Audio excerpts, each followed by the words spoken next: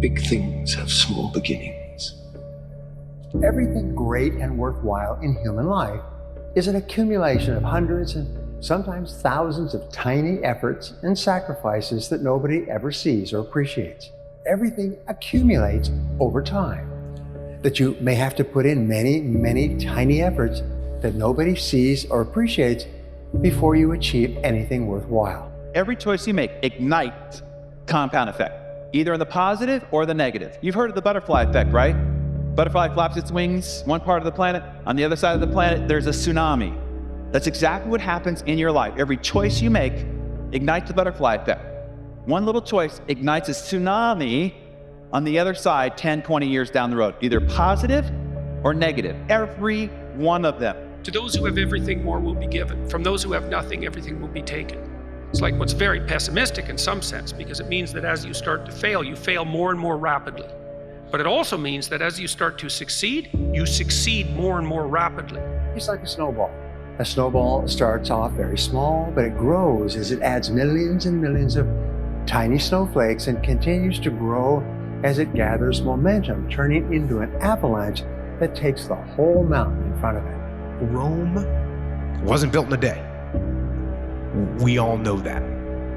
Everyone hears that. But Rome also didn't fall apart overnight either. Hundreds of years for Rome to reach its peak. But it also took time, hundreds of years, for Rome to decay and fall apart. And that is representative.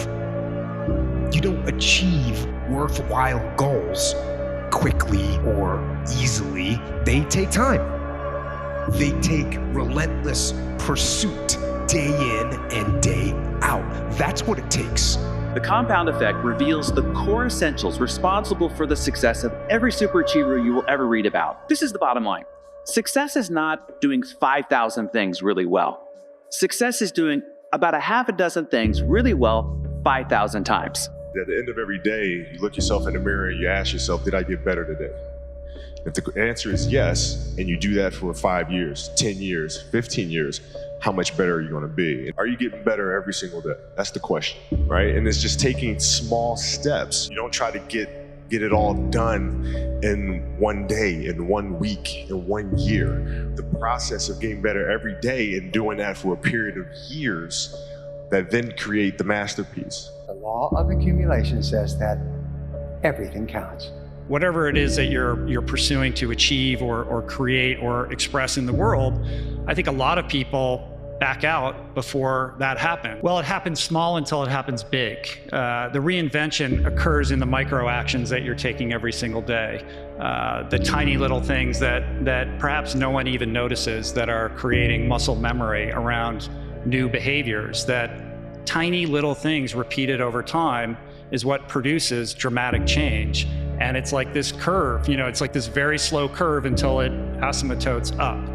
And everyone wants to talk about the pivot moment when it goes skyward, but the truth is the real work is in the drudgery. Correct. And the difficult, anonymous work of shoveling shit every single day. Every single decision you make throughout the day matters a lot more than you think. Not showing up on time, opening TikTok for 30 minutes, and even just hitting the snooze button. Those who succeeded just made more positive long-term thinking decisions than everyone else. The little things make all the difference, is that true change comes down to 5-second windows. That moment that you know you need to do something that feels slightly uncomfortable, and your resignation, your excuses, your self-doubt start cranking up in your head, you gotta move. And so you take an incremental step, and well, now you could lift 55 pounds instead of 52.5 pounds. You think, well, what the hell's that? It's like, it's one step on a very long journey. And so it starts to compound on you. So a small step today puts you in a position to take a slightly bigger step the next day. And then that puts you in a position to take a slightly bigger step the next day. And you do that for 2 or 3 years, man, you're starting to stride. Here's the problem. You don't see how the consequences of that small, seemingly insignificant, poor choice in the moment has. In the moment, it doesn't look like it matters at all. You don't have that heart attack. Your face doesn't shrivel up. You're not shoved into the unemployment line, and your thighs don't turn thunderous. Oh, but you have done it. You have activated the compound effect. And that choice that choice becomes behavior. And behavior that repeats becomes a habit. It accumulates, and then it compounds into calamity, into divorce, into career failure, and financial ruin. The good news is the compound effect works in the other direction as well.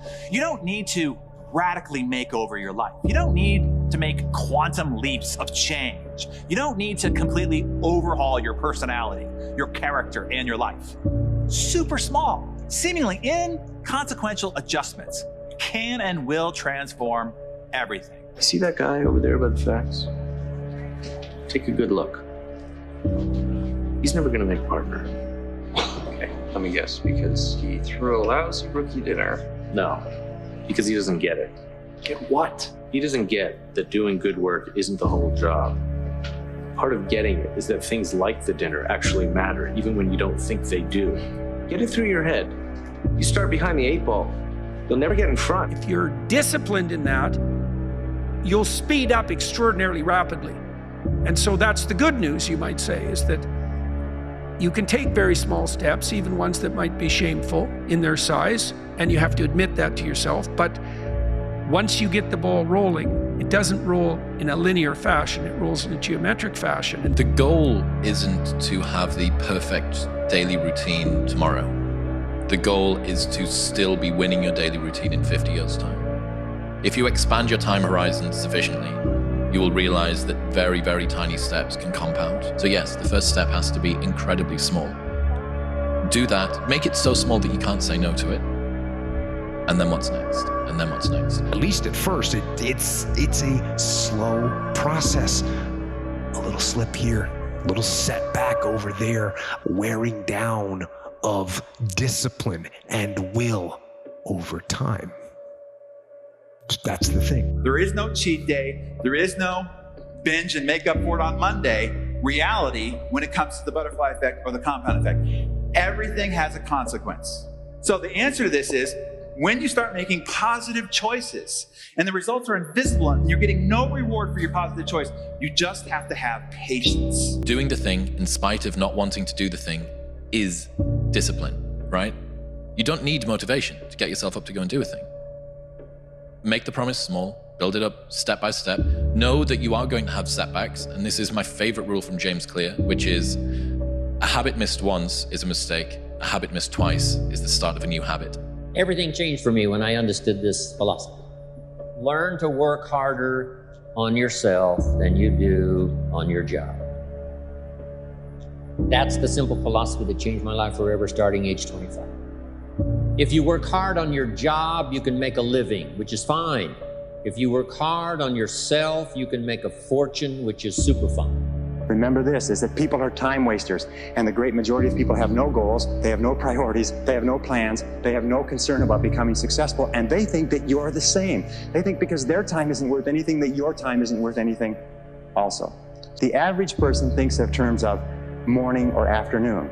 The above average person thinks of hours. The successful person thinks of half hours. The very successful person thinks in terms of minutes. They allocate their time carefully. Now, the only way that you can do that is what?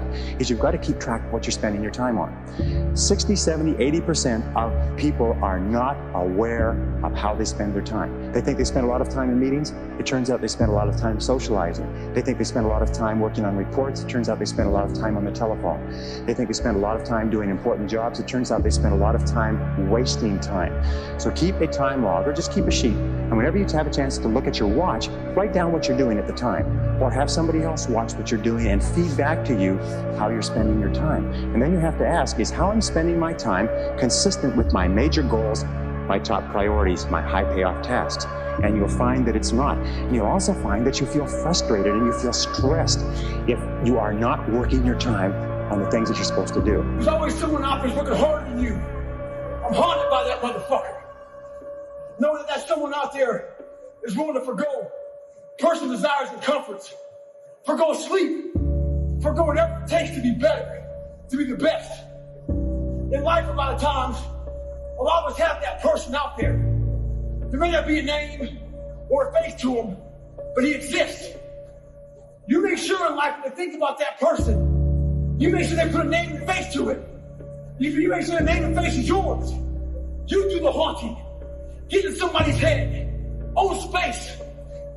In all times when you want to quit, because we're all human, you make sure you remember one thing. All those times, hours, and days you sacrificed to be the best. Stay hard. Your father was special. To tell you the truth, I don't know if he's special. Only you're gonna know that when the time is right. And it ain't gonna come overnight. You're gonna take a beat, you're gonna take this, you're gonna get knocked out, you're gonna get up, and you're gonna see if you got the right thing. But you gotta work hard. I swear to God, if you're not gonna do it, I'm out. Like every punch I ever thrown has been on my own. Nobody showed me how to do this. I'm ready. Now you gotta ask yourself, are you here to prove something to other people or prove something to yourself? There's a teacher and he's got 2 classes that he teaches. And one class, he says, the only assignment for this whole semester is that you come back with a perfect clay pot. That's it. That's the assignment. The other class, he says, your objective is to make the most total quantity of clay pots, and you'll be measured by how many pots you make. And at the end of the quarter, the pots that came from the team that had to just make sheer volume, not only did they make more pots, but the quality of all of their pots was better compared to the teams that only had to make one.